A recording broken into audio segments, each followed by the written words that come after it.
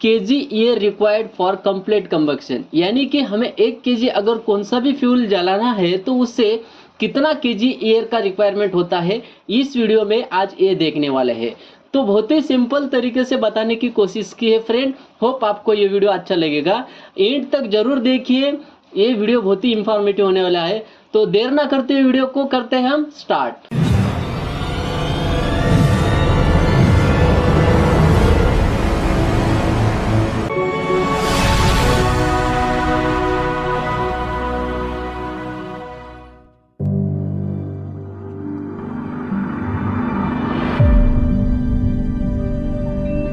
Hello friend, power plant technical knowledge में आपका स्वागत है। पावर प्लांट टेक नॉलेज को जुड़े रहने के लिए चैनल को सब्सक्राइब करो, बेल आइकन को प्रेस करो ताकि हमारा वीडियो सबसे पहले आपके पास पहुंच सके। तो फ्रेंड, आज हम लेकर के आए हैं year required for complete combustion. कौन सा भी आपका फ्यूल हो, उस फ्यूल को यानी कि 1 केजी फ्यूल को जलाने के लिए हमें कितना केजी एयर का रिक्वायरमेंट होता है, आज हम थ्योरेटिकली वहां पे देखने वाले हैं कि आपके सामने मैं ये बताऊंगा कि कितना केजी फ्यूल जलाने के लिए कितना केजी हमें एयर का रिक्वायरमेंट होता है बाय कैलकुलेशन। यानी कि हम उसका कैलकुलेशन करके देखने वाले हैं कि 1 केजी फ्यूल को, कौन सा भी फ्यूल हो, उस फ्यूल को जलाने के लिए कितना केजी एयर का रिक्वायरमेंट होता है। तो चलिए देखते हैं। Theoretical air required for complete combustion, इसकी जो डेफिनेशन है मैं ये यहाँ पे लिखा है, the minimum amount of air which supply the required amount of oxygen for complete combustion of a fuel is called stoichiometric और थ्योरेटिकल एयर। यानी कि कम से कम एयर में हम किसी भी फ्यूल को कंप्लीटली जला देते हैं, उसी को हम स्टोइचोमेट्रिक एयर और थ्योरेटिकल एयर बोलते हैं।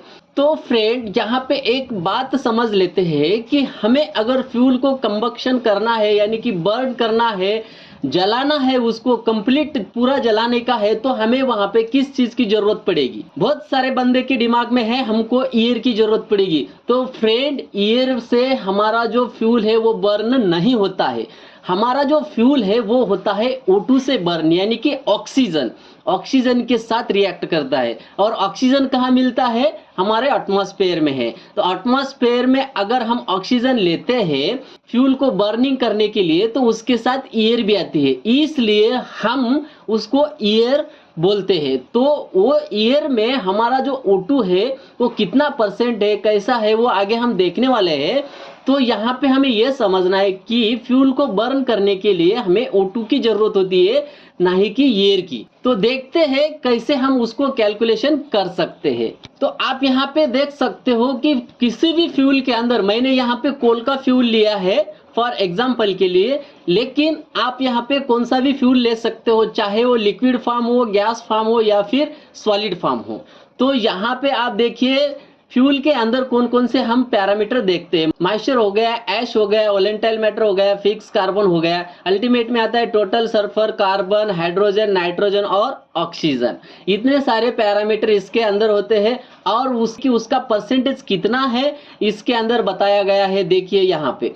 तो फ्रेंड, इस फ्यूल के अंदर हमें ये देखना है कि जो बर्न होने वाला है, यानी कि ऑक्सीजन के साथ रिएक्ट होकर के वो बर्निंग होता है, यानी कि जलता है, तो वो कौन कौन से यहाँ पे अल्टीमेट पैरामीटर है। तो यहाँ पे आप देख सकते हो टोटल सल्फर, यानी कि सल्फर हमारे ऑक्सीजन के साथ रिएक्ट करके वो बर्न होता है। कार्बन भी हमारे ऑक्सीजन के साथ रिएक्ट होकर के बर्न होता है। हाइड्रोजन भी बर्न होता है और ऑक्सीजन भी बर्न होता है। ऑक्सीजन बर्न होता है तो ये बर्निंग करता है सल्फर को, कार्बन को, ऑक्सीजन। तो ये ऑक्सीजन कुछ मात्रा में फ्यूल के अंदर भी आता है, और हमारे क्लाइमेट से भी उसको प्रोवाइड करते हैं फ्यूल को बर्निंग करने के लिए। तो आइए चलिए देखते हैं कि कैसे हम उसको कैलकुलेशन कर सकते हैं। थियोरेटिकल ईयर निकालने के लिए हमें किस चीज की जरूरत है? सबसे पहले हमें यह देखना है कि कौन से भी फ्यूल के अंदर जो बर्न होने वाला है, जो जलने वाला है ऑक्सीजन के साथ रिएक्ट करके, वो एलिमेंट्स हम निकालेंगे। आप यहाँ पे देख सकते हो कंबस्टिबल एलिमेंट इन फ्यूल, तो कौन कौन से है यहाँ पे आप देख सकते हो। कार्बन है, हाइड्रोजन है, ऑक्सीजन है और सल्फर है। तो ये जो 4 एलिमेंट है यहाँ पे फुल्ली बर्न होने वाले, यानी कि वो ऑक्सीजन के साथ रिएक्ट करके ये बर्न हो जाते हैं फ्यूल के अंदर। तो फ्रेंड, अब हम इसी 4 एलिमेंट के ऊपर हमको कितना ऑक्सीजन का रिक्वायरमेंट है और उतना ऑक्सीजन लेने के लिए हमें एयर कितना लेना पड़ता है इन्वायरमेंट से यानी कि क्लाइमेट से, वो कैलकुलेशन करेंगे। तो सबसे पहले हम देखेंगे मॉलिक्यूल वेट ऑफ एलिमेंट, यानी कि हमारा जो एलिमेंट है चार, कार्बन, हाइड्रोजन, ऑक्सीजन और सल्फर, इसका मॉलिक्यूल वेट होता है। तो वो ये वेट कितना है ये हम देखेंगे। तो यहाँ पे आप देख सकते हो कार्बन का मॉलिक्यूल वेट है 12, हाइड्रोजन का मॉलिक्यूल वेट है 1, ऑक्सीजन का मॉलिक्यूल वेट है 16 और सल्फर का मॉलिक्यूल वेट है 32। तो ये मॉलिक्यूल वेट से हमें कैलकुलेशन यहाँ पे करना है। तो देखते हैं कि कैलकुलेशन इसका कैसा है और ये सब जो है ये एलिमेंट ऑक्सीजन के साथ कैसे रिएक्ट करते हैं ये भी हम इसमें देखेंगे। देखिए आप यहाँ पे क्या लिखा है मैंने, how to react this element with oxygen, यानी कि ये ऑक्सीजन के साथ ये एलिमेंट कैसे रिएक्ट करते हैं। तो सबसे पहले हम देखेंगे कार्बन। कार्बन का जो एलिमेंट है वो ऑक्सीजन के साथ कैसे रिएक्ट करता है। देखिए कार्बन प्लस ऑक्सीजन, इसका जो प्रोड्यूस होगा यहाँ पे CO2 यानी कि कार्बन डाइऑक्साइड यहाँ पे बनेगा।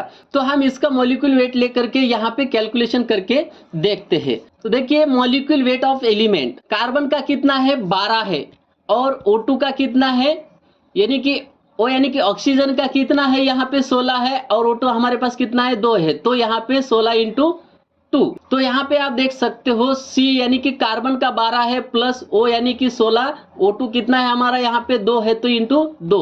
तो यहाँ पे हम ये देखेंगे how many KG oxygen required for 1 KG carbon burning. तो 1 केजी कार्बन बर्न करने के लिए हमें कितना केजी ऑक्सीजन लगता है ये देखेंगे।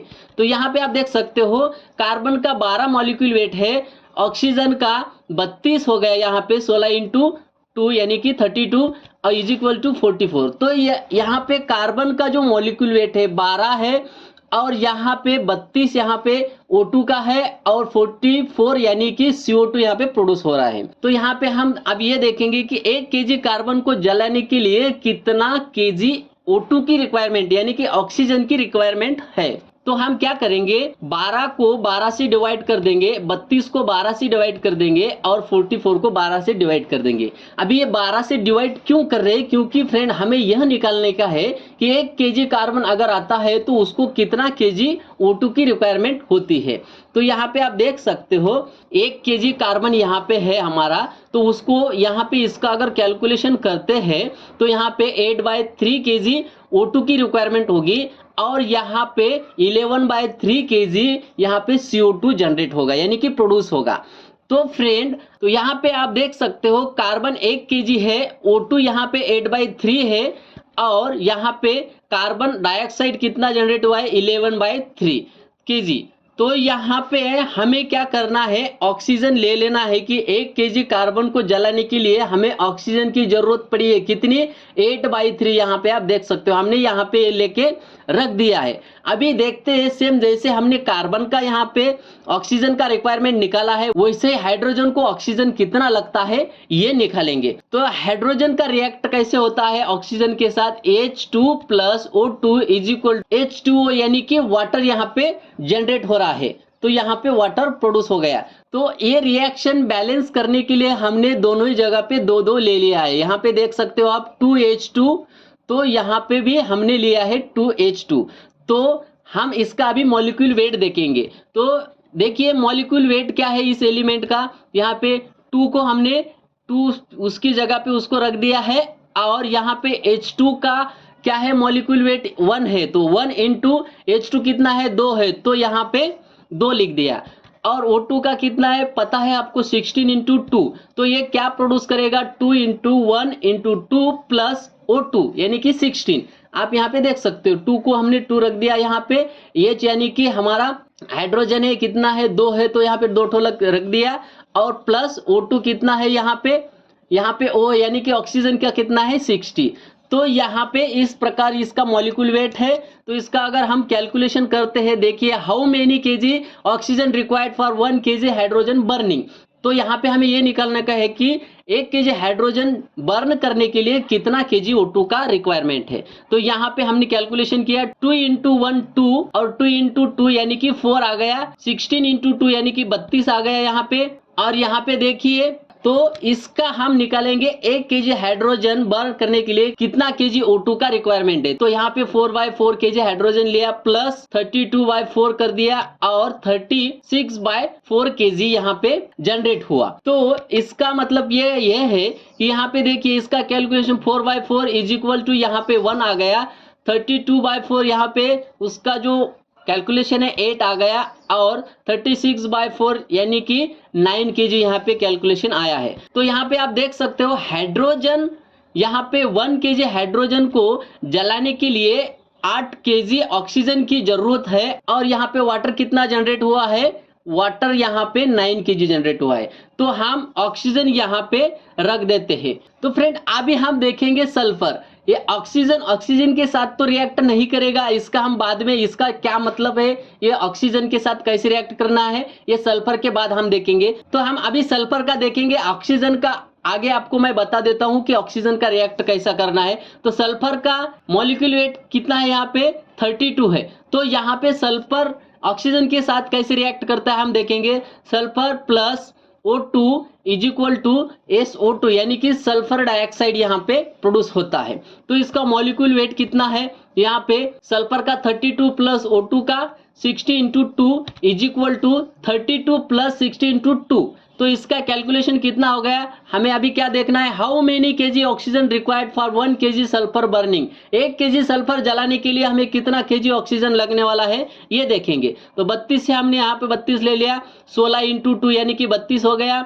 यहाँ पे 32 प्लस 32 यहाँ पे देखिए तो 64 हो गया यानी कि 64। तो इसका हम 1 केजी में कन्वर्ट कर लेते हैं। तो यहाँ पे कैलकुलेशन कर लेंगे 32 डिवाइडेड बाय 32, 32 डिवाइडेड बाय 32 और 64 डिवाइडेड बाय 32। तो हमारा यहाँ पे मॉलिक्यूल वेट कितना है, सल्फर का 32 है। तो यहाँ पे इसका हम कैलकुलेशन कर लेंगे 32 divided by 32 is equal to 1 KG हमें यहाँ पे सल्फर मिल गया और 1 केजी यहाँ पे ऑक्सीजन मिल गया। इसका अगर कैलकुलेशन करते हैं तो यहाँ पे सल्फर डाइऑक्साइड कितना जनरेट हुआ है 2 केजी। तो यहाँ पे सल्फर हमें 1 केजी सल्फर जलाने के लिए 1 केजी ऑक्सीजन की जरूरत होती है और वहां पे उसका रिएक्शन होकर के सल्फर डाइऑक्साइड 2 केजी यहाँ पे जनरेट होता है। तो यहाँ पे आप देख सकते हो।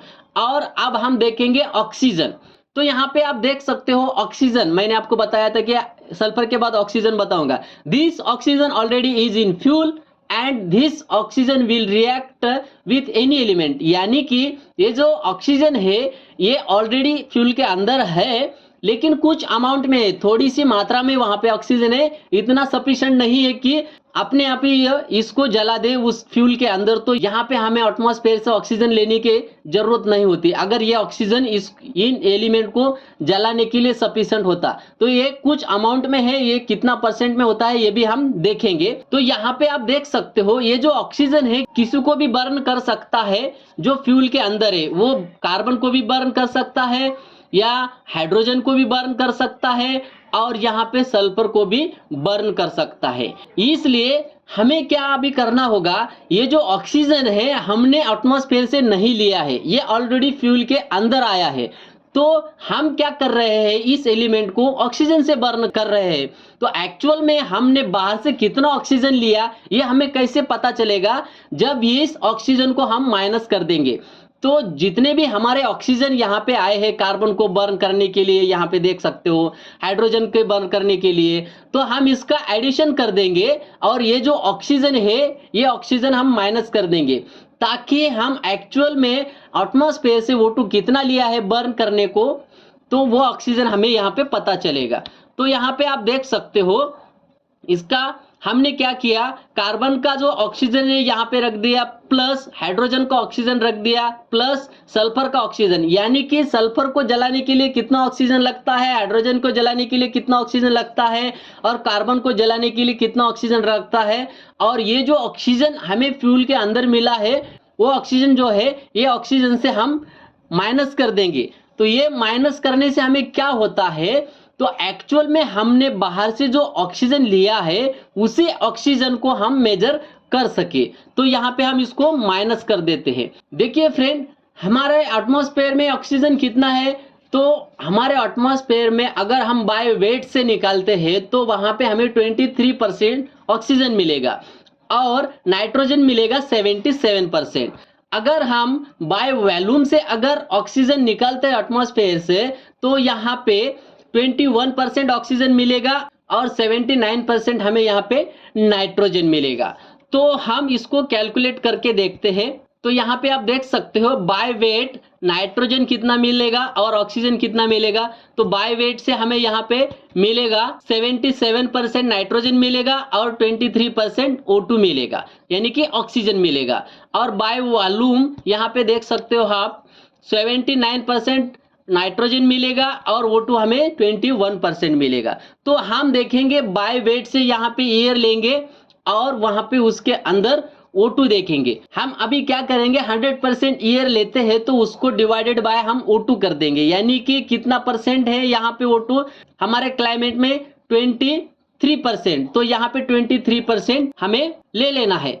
तो यहाँ पे हमें रिजल्ट क्या मिलेगा, 4.3 kg एयर, यानी कि 4.3 kg एयर अगर हम लेते हैं कंबक्शन को एयर लेते हैं तो उसके अंदर हमें 1 kg O2 मिलेगा।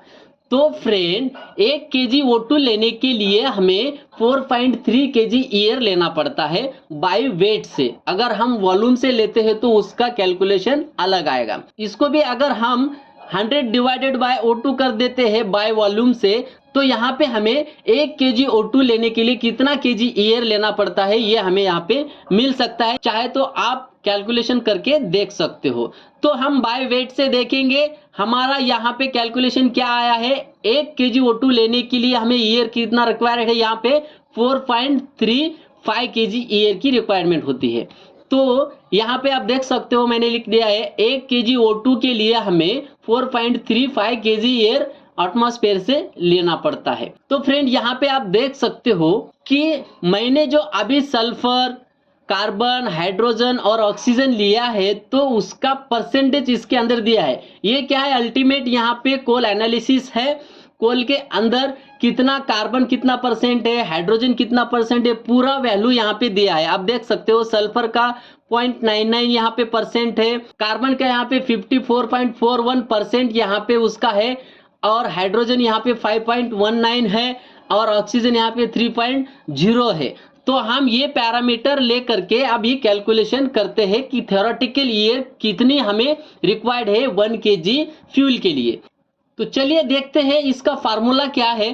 तो यहाँ पे आप देख सकते हो 4.35 into in bracket small bracket C यानी कि carbon plus hydrogen plus sulphur minus O2 bracket complete. तो यहाँ पे सिंपल सा इसका फार्मूला है, formula of theoretical air for complete combustion. जो हम कंप्लीट कंबक्शन अभी निकाल रहे हैं 1 kg फ्यूल को बर्न करने के लिए कितना kg एयर का रिक्वायरमेंट है, उसी का यहाँ पे ये फार्मूला है। और यहाँ पे ये देख सकते हो 4.35 ये क्या है, यहाँ पे देखिए मैंने आपको पहले ही बताया है कि 1 kg O2 हमें अगर चाहिए तो वहां पे 4.35 kg एयर हमें लेना पड़ता है एटमॉस्फेयर से। ये जो O2 माइनस हमने किया है कौन सा O2 है, ऑलरेडी जो हमने फ्यूल के अंदर देखा है वो O2 यहाँ पे हमें माइनस कर रहे हैं। तो यहाँ पे आप देख सकते हो कार्बन का कितना ऑक्सीजन रिक्वायरमेंट है 8/3, हाइड्रोजन का कितना है 8 है और सल्फर का कितना है 1 kg है। तो यहाँ पे हम इस वैल्यू को इस फार्मूले के अंदर ऐड कर देंगे। तो आप देख सकते हो यहाँ पे हमने क्या किया, जैसे कि कार्बन का वैल्यू 8/3 है, हमने यहाँ पे डाल दिया है। हाइड्रोजन कितना केजी रिक्वायरमेंट है O2 यहाँ पे 8 kg है तो 8 kg यहाँ पे डाल दिया है। सल्फर कितना kg है तो यहाँ पे 1 kg है सल्फर माइनस ये O2। तो उसके बाद यहाँ पे आप देख सकते हो तो यहाँ पे फ्रेंड फ्यूल के अंदर जितना भी परसेंट है, कार्बन कितना परसेंट है, हाइड्रोजन कितना परसेंट है, वो वैल्यू हमें यहाँ पे लेना है। तो देखिए कैसे हम लेते हैं उसको। तो यहाँ पे आप देख सकते हो हमने क्या किया है, फ्यूल के अंदर कार्बन कितना परसेंट है तो ये कार्बन परसेंट यहाँ पे हमने ले लिया है। तो जैसे ही हमें यहाँ पे पैरामीटर दिया है फ्यूल के अंदर जो बर्न होने वाला है एलिमेंट है उस एलिमेंट का हमने यहाँ पे परसेंटेज ले लिया है। कार्बन का 54.41% है, हाइड्रोजन का 5.19% है, आप यहाँ पे देख सकते हो। सल्फर का 0.99 यहाँ पे है और O2 का 3.0% यहाँ पे है, आप देख सकते हो। हमने ये वैल्यू यहाँ पे ले लिया है। तो इस वैल्यू को हम यहाँ पे क्या करेंगे, 100 से डिवाइड कर देंगे तो यहाँ पे आप देख सकते हो 100 डिवाइडेड बाय 54.41। तो यहाँ पे क्या हुआ, यहाँ पे हमें क्या मिल गया, इसका परसेंटेज मिल गया है। तो यहाँ पे आप ये जो वैल्यू है फ्रेंड, ये वैल्यू हम सबका ऐसा निकाल देंगे। तो यहाँ पे आप देख सकते हो हमने सबका परसेंटेज 100 से डिवाइड करके उसका परसेंटेज निकाल लिया है और ये वैल्यू हमें इस फार्मूले के अंदर डाल देना है। तो कैसे डालते हैं, तो यहाँ पे आप देख सकते हो। तो देखिए 8 इंटू कार्बन का परसेंटेज कितना है, यहाँ पे 0.54, तो यहाँ पे हमने उसको लगा दिया, प्लस 8 इंटू ये किसका है, हाइड्रोजन का है, तो यहाँ पे हाइड्रोजन का परसेंटेज कितना है फ्यूल के अंदर 0.05, तो हमें इंटू 0.0 यहाँ पे एडिशन कर देना है। और यहाँ पे क्या है, सल्फर, सल्फर का कितना परसेंट है 0.01, तो यहाँ पे ऑक्सीजन इंटू सल्फर का जो परसेंटेज है यहाँ पे हमने डाल दिया है -O2, यानी कि O2 का कितना परसेंट आया है यहाँ पे 3। तो इसका हम कैलकुलेशन करके देखेंगे तो यहाँ पे क्या आता है। तो यहाँ पे देख सकते हो आप 8/3 इंटू 0.54 यहाँ पे करते हैं तो इसका यहाँ पे आंसर ये आता है 1.44, चाहे तो आप कैलकुलेशन करके देख सकते हो, प्लस 8 इंटू 0.05 इसका आंसर आता है 0.4, प्लस हमें क्या करना है 1 इंटू 0.01 इसका आंसर आता है 0.01 माइनस O2। तो यहाँ पे इसका अगर कैलकुलेशन करते हैं तो हमें इसका एडिशन करना है यहाँ पे। तो अगर इसका एडिशन हम करते हैं तो यहाँ पे 1.85 इसका कैलकुलेशन मिलता है -O2। तो यहाँ पे हम अभी क्या करेंगे, ये जो O2 है यहाँ पे इस वैल्यू से हम माइनस कर देते हैं तो यहाँ पे इसका वैल्यू आ जाता है। तो यहाँ पे हमें अभी क्या करना है, ये जो ईयर है 4.35 इसको मल्टीप्लाई कर देना है। तो यहाँ पे आप देखिए ये जो ईयर है इस वैल्यू से हमें मल्टीप्लाई कर देना है। तो 4.35 into 1.82 is equal to 7.91 kg year. तो फ्रेंड यहाँ पे हमने कैलकुलेशन किया तो 7.1 kg ईयर यहाँ पे हमें कैलकुलेशन में मिला है। तो यहाँ पे आप देख सकते हो फ्रेंड 1 kg अगर कोल हमें बर्न करना है तो वहां पे ईयर कितना रिक्वायरमेंट होगा हमें। तो यहाँ पे आप देख सकते हो 7.91 kg year required for complete combustion, यानी कि कम से कम ईयर में यहाँ पे कितना केजी यहाँ पे फ्यूल जलेगा हमारा 1 केजी। तो 1 केजी फ्यूल जलने के लिए हमें कम से कम जो एयर लगने वाला है 7.91 केजी एयर लगने वाला है। तो फ्रेंड यहाँ पे इस प्रकार हमें थ्योरेटिकल ईयर निकालना पड़ता है, इसी को हम थ्योरेटिकल ईयर या फिर स्टोइचियोमेट्रिक ईयर बोलते हैं। कौन सा भी फ्यूल का आप ये ईयर निकाल सकते हो। फ्रेंड अगर ये वीडियो अच्छा लगे तो लाइक जरूर कर देना। अगर आप हमारे चैनल पे नए हो तो चैनल को सब्सक्राइब जरूर करना। तो फ्रेंड आपको एक बात मैं बता देता हूं कि 1 सितंबर से बीओई का लेक्चर यहाँ पे फ्री ऑफ कास्ट लेक्चर आपको मिलने वाला है। तो फ्रेंड चलिए मिलते हैं अगली एक ऐसे नेक्स्ट इंफॉर्मेटिव वीडियो के साथ, तब तक के लिए जय हिंद।